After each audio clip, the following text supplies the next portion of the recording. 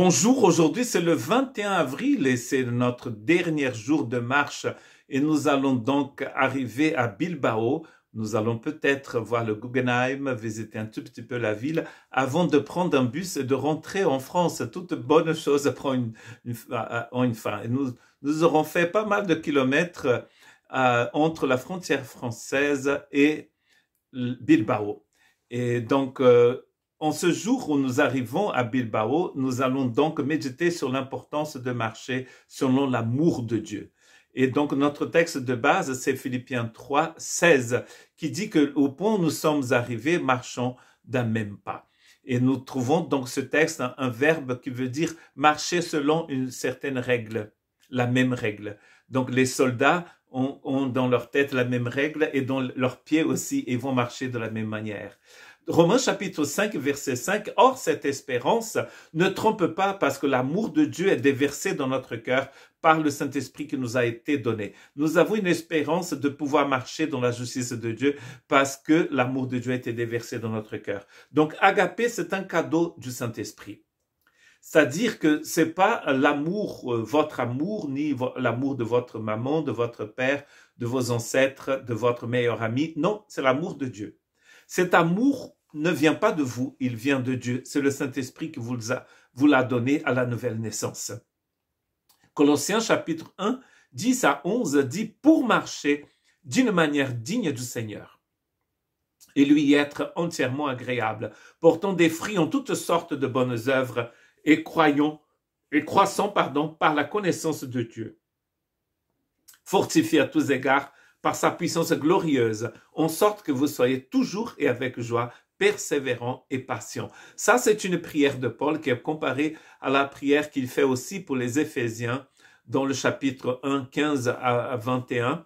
Et c'est la même prière aussi qu'il fait dans l'épître aux Philippiens, au début de l'épître. Et on voit bien que dans toutes ces trois épîtres, Paul veut que les chrétiens puissent comprendre des choses, voir des choses.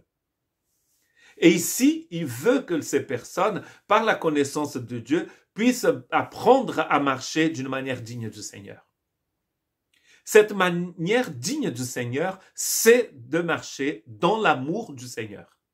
Mais comme je dis pour la lumière et pour d'autres choses, vous ne pouvez pas marcher dans Agapé si vous n'avez pas encore reçu Agapé. Cette exhortation est pour ceux qui ont reçu Agapé. Si vous n'avez pas reçu Agapé, il faut que vous demandiez au Seigneur de remplir votre cœur d'Agapé.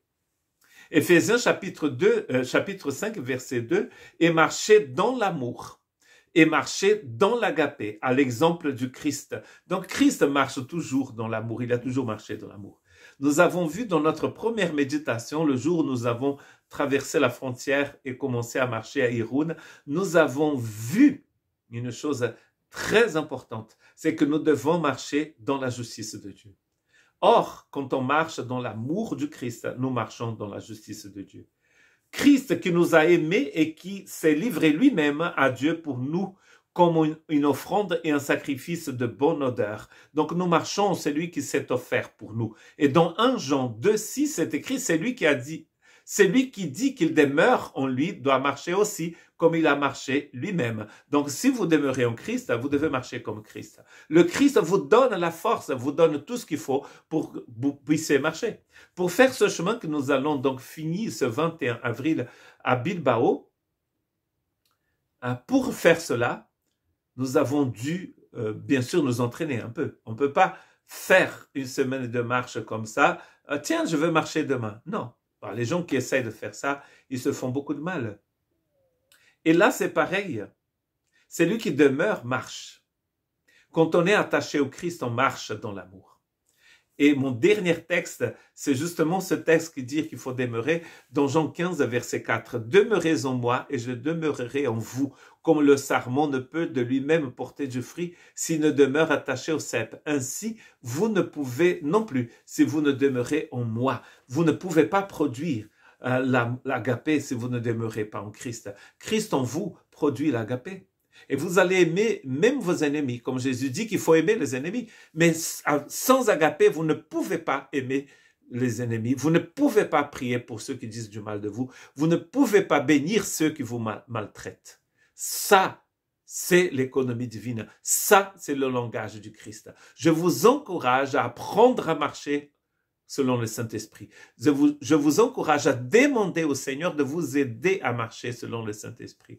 Je vous encourage à prier le Seigneur et lui demander de vous aider à marcher dans l'amour, à marcher comme enfant de lumière, à marcher crucifié avec Jésus, à marcher selon la justice de Dieu. Que Dieu vous bénisse. Et à très bientôt, j'espère.